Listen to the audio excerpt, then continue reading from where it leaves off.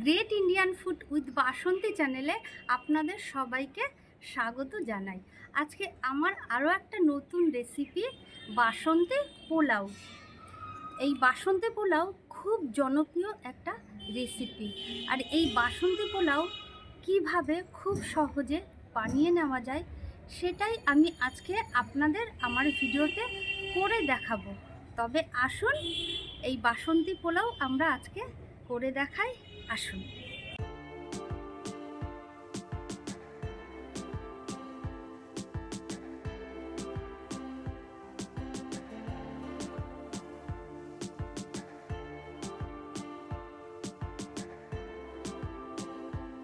বাসন্তী পোলাওয়ের জন্য লাগছে গোবিন্দভোগ চাল। আমি এখানে কাপের মাপের 2 কাপ গোবিন্দভোগ চাল নিয়ে নিয়েছি। আপনারা এখানে খুব ভালো করে গোবিন্দভোগ চালগুলো ধুয়ে নেবেন। আমি এখানে চালগুলো খুব ভালো করে ধুয়ে নিচ্ছি। 2-3 বার ভালো করে ধুয়ে নেওয়ার পর যখন দেখবেন চালগুলো একদম পরিষ্কার হয়ে গেছে, সেই সময় জলটাকে ঝরিয়ে নিয়ে একটা পাত্রের মধ্যে ছড়িয়ে দেবেন, যেন পুরো চালের জলটা একদম শুকিয়ে যায়।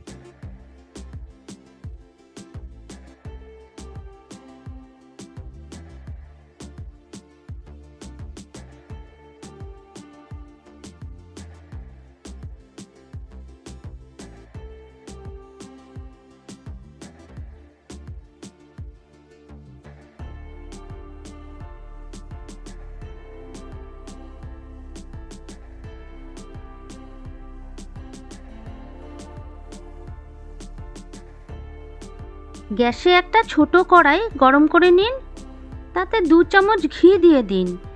ঘি গলে গেলে 1 চামচ হলুদ দিয়ে দেবেন। গ্যাস বন্ধ করেই হলুদ দেবেন। এতে বাসন্তী পোলাওয়ের কালারটা খুবই ভালো আসে। দেখুন চালগুলো কত সুন্দর ঝরঝরে হয়েছে। হলুদ মেশানো ঘিটা একটু ঠান্ডা করে নেবেন। লিকুইড ঘি খুব ভালো করে রাইসের সাথে মিশিয়ে নেবেন।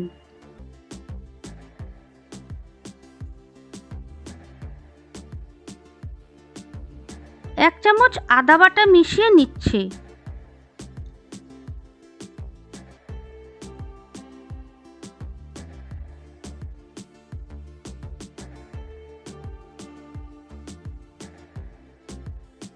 একটা কড়াই নিয়ে নিচ্ছি, যেটাতে আমি বাসন্তী পোলাও বানাবো। কড়াই গরম হয়ে এলে সাদা তেল দিয়ে দেবেন। কাজু ও কিশমিশ ভেজে তুলে নিন।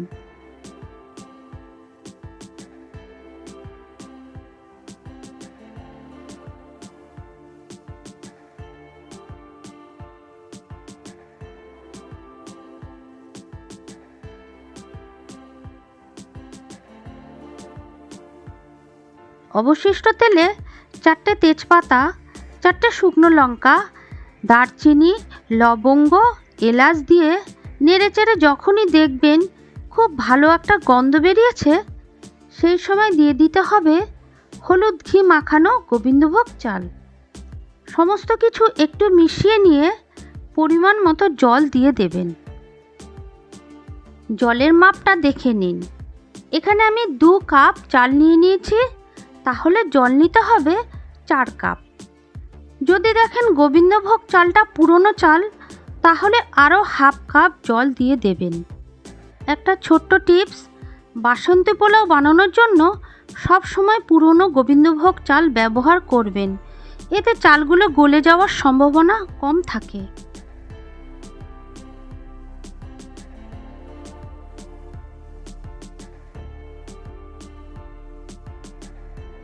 ভেসে থাকা শুকনো লঙ্কাগুলো তুলে নিয়ে একবার জলটা খুন্তি দিয়ে নেড়ে চেড়ে নিয়ে এবার তাতে হাফ বাটি চিনি, ভেজে রাখা কাজু কিশমিশ দিয়ে ঢাকনা দিয়ে 5 মিনিট হাই ফ্লেমে ফুটতে দেব।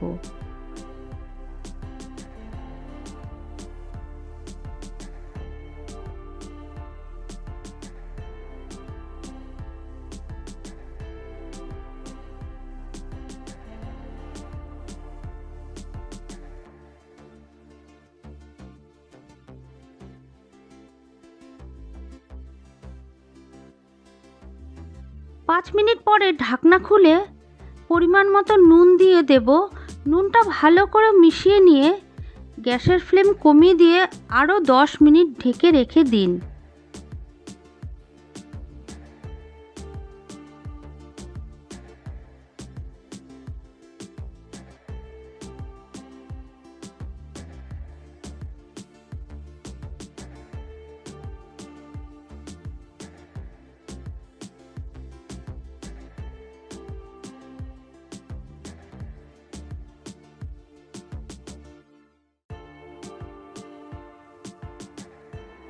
দেখুন পোলাও কত ঝরঝরে হয়েছে, কড়াইতে লেগে যায়নি, চালগুলো ভালো সিদ্ধ হয়েছে।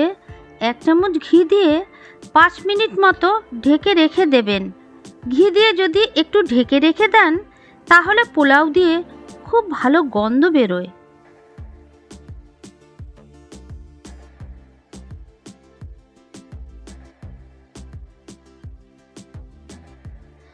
স্পেশালভাবে সাজাতে চাইলে অবশ্যই এইভাবে সাজাবেন।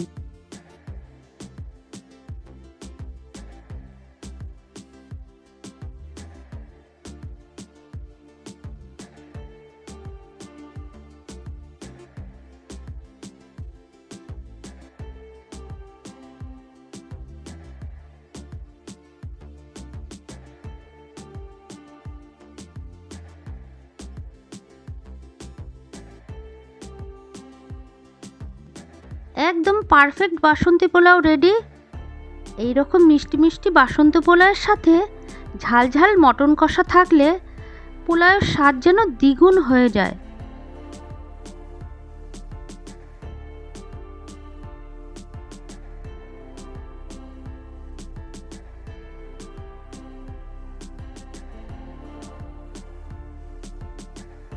আমার এই রেসিপিটি যদি ভালো লেগে থাকে একটা লাইক করে দেবেন। অবশ্যই কমেন্ট করে জানাবেন কেমন লাগলো। চ্যানেলে নতুন বন্ধু হয়ে থাকলে অবশ্যই সাবস্ক্রাইব করার অনুরোধ রইল। পাশে থাকা বেল আইকনটা অবশ্যই প্রেস করে দেবেন, কারণ আমি চ্যানেলে নতুন কোনো রেসিপি দিলে আপনাদের কাছে খুব তাড়াতাড়ি নোটিফিকেশন পৌঁছে যাবে। ভালো থাকুন, সুস্থ থাকুন। All the best.